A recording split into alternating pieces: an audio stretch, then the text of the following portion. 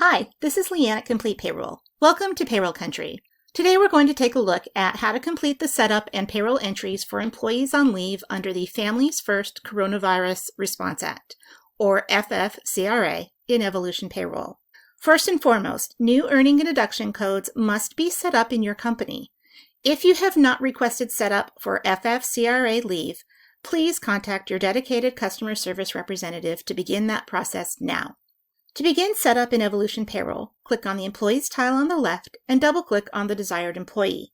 From the menu of options on the left side of the screen, select Time Off Accrual. Next, click the Add button to create a new record. In the Detail window, click into the Type field and select FFCRA Sick Plan from the drop-down menu. In the Accrued field, enter 2 times the employee's average hours weekly. Next, click into the Effective Date window. This will prompt a pop-up window to appear. Enter the reason for the update appropriately and click Save. Now enter the date that the employee began their leave in the Effective Date field and click the black diskette icon in the upper left of the screen to save changes. The balance will populate automatically after saving. If the employee is eligible for FFCRA expanded leave for childcare, click the Add button to create a new record. Click into the Type field and select FFCRA Expanded Leave from the drop-down menu. In the Accrued field, enter 10 times the employee's average hours weekly. Next, click into the Effective Date window, prompting the pop-up window to appear, and enter the reason and click Save. Now enter the date that is 2 weeks after the employee first begins FFCRA sick leave. For example, if an employee began sick leave on April 3rd, enter April 17th as the effective date for the expanded leave benefit. Click the black diskette icon in the upper left screen to save changes. The balance will populate automatically after saving. Repeat these steps as needed for additional employees. The next step in setup of our leave benefits is in Scheduled EDs, where we'll need to add special memo codes created for reporting purposes. Click the Scheduled EDs tile. If necessary, select the desired employee from the drop-down menu in the window showing the current employee above the grid. Click the Add button to create a new record. Click into the Code field and select M20 FFCRA ER Benefit from the drop-down menu.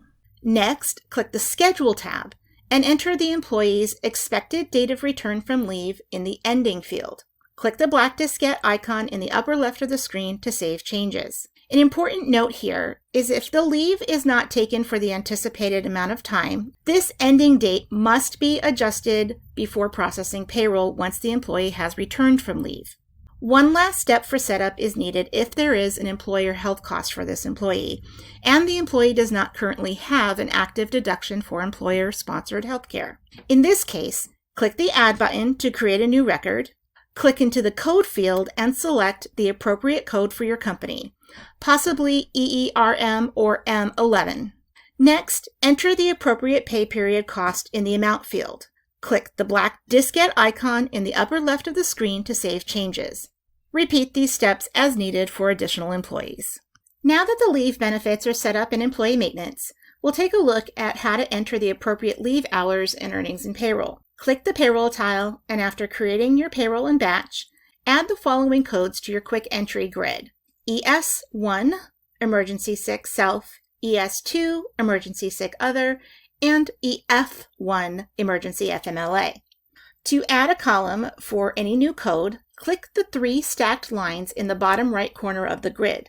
In the search window under Available Columns, type the word Emergency to filter the list. Click and hold on the desired code with the hours description, drag the item to the current columns, and release in the desired location.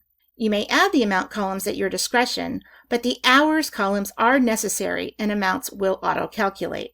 Once your columns are set with these codes, enter the full number of hours the employee normally averages for a pay period in the appropriate ED codes. To enter hours manually on your summary grid, use ES1, Emergency Sick Self Full, if an employee is unable to work or unable to telework due to a need for leave because the employee is subject to a federal, state, or local quarantine or isolation order related to COVID-19, has been advised by a healthcare provider to self-quarantine related to COVID-19, or is experiencing COVID-19 symptoms and is seeking a medical diagnosis. Use ES2, Emergency Sick Other, 2/3, for the first 2 weeks if the employee is unable to work or unable to telework due to a need for leave because the employee is caring for an individual subject to an order of quarantine or self-quarantine, as described previously, is caring for a child whose school or place of care is closed or child care provider is unavailable for reasons related to COVID-19, or is experiencing any other substantially similar condition specified by the Secretary of Health and Human Services in consultation with the Secretaries of Labor and Treasury. Use EF1, Emergency FMLA, for any additional weeks up to 10 weeks the employee is unable to work or unable to telework due to a need for leave because the employee is caring for a child whose school or place of care is closed or child care provider is unavailable for reasons related to COVID-19. Again, because this is important, enter the full number of hours each employee normally averages for a pay period. In other words, do not enter 2/3 of normal hours for emergency sick or FMLA. Enter the full hours and evolution will compensate at 2/3 and follow the appropriate threshold. If you import your hours from our timekeeping system, SwipeClock or TimeWorks Plus, these codes have been added to the category column selection on the employee time card. You can add the appropriate hours for each employee just as you would any other hours while editing your time cards. It is equally important to use the full number of hours the employee normally averages for a pay period on the time card. Once all time cards are updated, continue and import into Payroll as usual. If you are entering benefits for an employee who is receiving non-FFCRA earnings, either salary or hourly, and FFCRA earnings in the same pay period, you must create a second check for their regular salary or hourly earnings and edit that check to remove scheduled deductions that should not be duplicated. This is required because upon pre-processing, any salary amount on the same check with FFCRA hours will be zeroed out to prevent the employee from accidentally being paid for both.